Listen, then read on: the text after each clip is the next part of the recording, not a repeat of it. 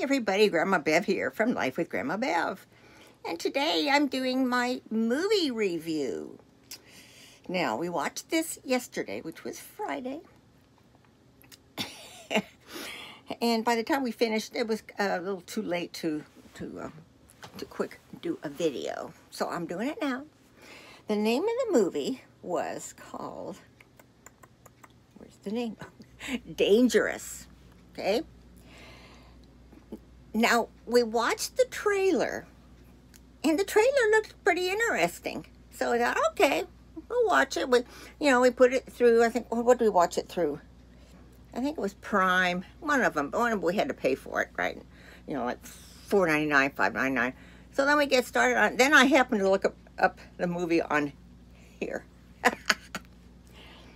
Rotten Tomatoes score was 28%. But the audience gave it 41.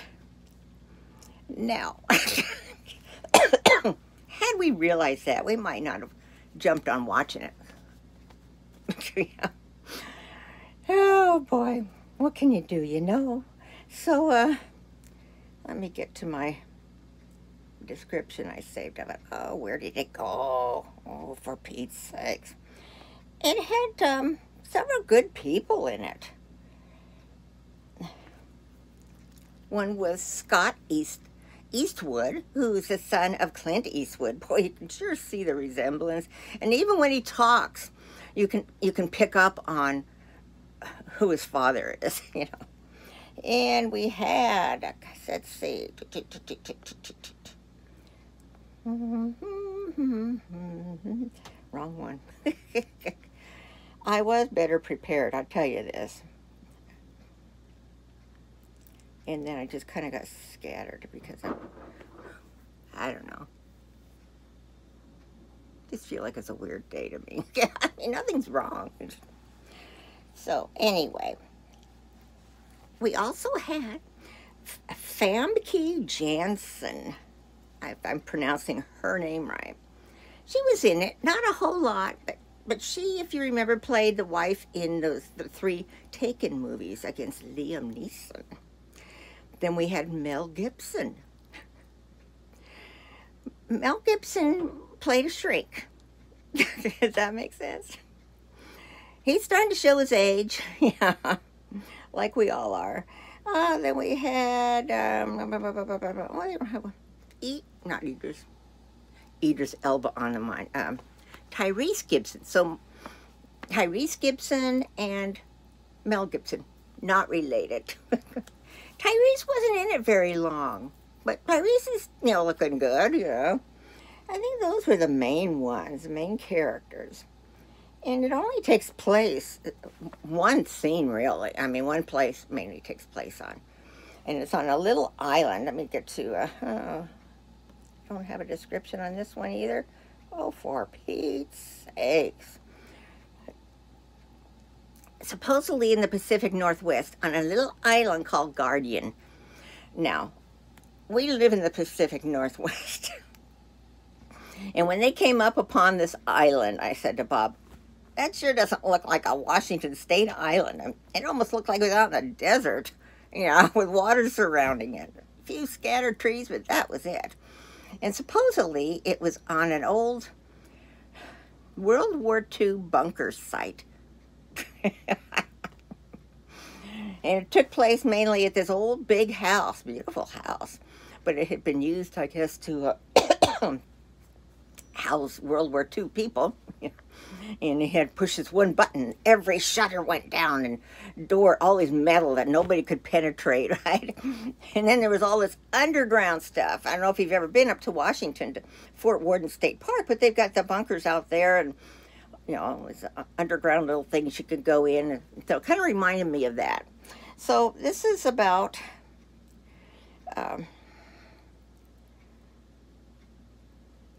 oh, sorry, you've been blocked. What? I mean, they haven't had that many people look this movie up, and so when they do, they go, better block this person. Okay, here we go. The synopsis is, and I'm going to read this. A reformed sociopath journeys to a remote island to investigate the mystery behind his brother's demise, but soon ends up facing off with more than he bargained for.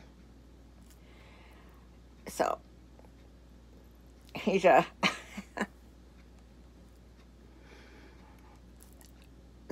People didn't like this movie. I mean, everything that I pull up is just like, dumb movie, doesn't make sense, I mean, he's a... It says here that the director never quite figures out what he wants to do with the concept of a so-called reformed sociopath on medication attempting to maintain his calm while reconnecting with his estranged family following parole. Now, he's broken his parole, I think, by taking off and going up to Washington for his brother's funeral, which there's like people, it just is a few people there on the island. But with a parade of mercenaries storming the island, his brother balked. So he starts thinking, what are these people doing?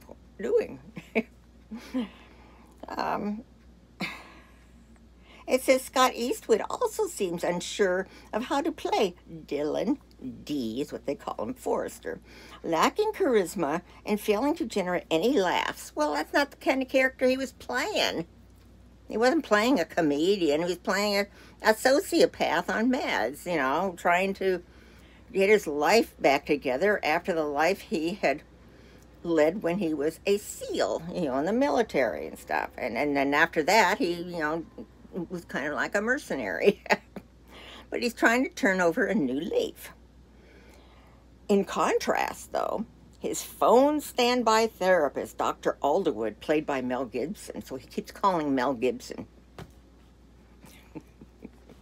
certainly seems to understand the approach better, or is simply aware that the material works better if he was playing up this situation for humor. Because, there was a little bit of humor here in it. The fact that the internet only labels dangerous under the action and thriller doesn't clarify any of this confusion, but needless to say, most actors here feel like they're in a separate movie. Now,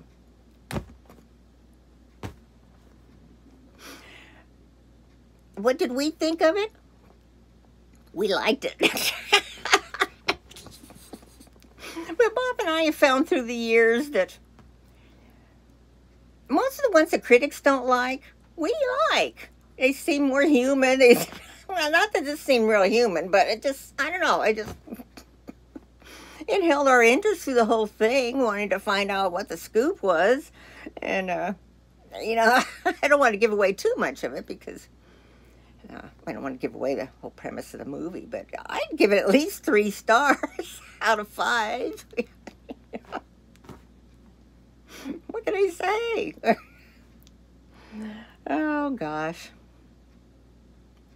I mean, everybody has an opinion, right? And if you're kind of wacky and kooky like we are, we like the movie. So let's see, do they say anything else you need to know? I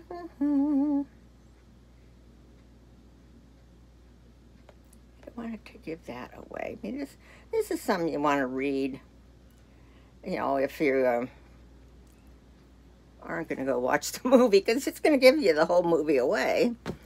But it says, of course, unsurprisingly, his mother isn't thrilled to see him when he shows up after all those years. So, because he was always a problem child, always getting in trouble, seemed to have no empathy. Well, he was a sociopath, give the guy a break. He's trying. So, like I say, we liked it. So, oh, and what was it rated? You might want to know that. It wasn't really any nudity. Let's see if there was. It was, it just came out in October of 2021. Oh, it doesn't say anything about what it's rated. Some people might want to know that. let's just say that what's it say on, maybe on here? Rated R. So, why? Let's see. For violence and language. Okay, yeah, there was violence, of course. You know, these people are trying to kill them. Of course it's going to be violence. So I'll let you guys go. I'm not doing very good at these movie reviews, am I? Comment below, share, like, subscribe, and I hope you all are having a good weekend. We're getting closer and closer to Christmas. Then it'll be all over with. I love you all. Bye.